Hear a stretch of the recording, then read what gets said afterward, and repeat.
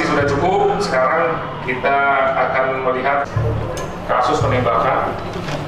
Ya. Pak, tadi lupa Pak, sopir yang ditangkap.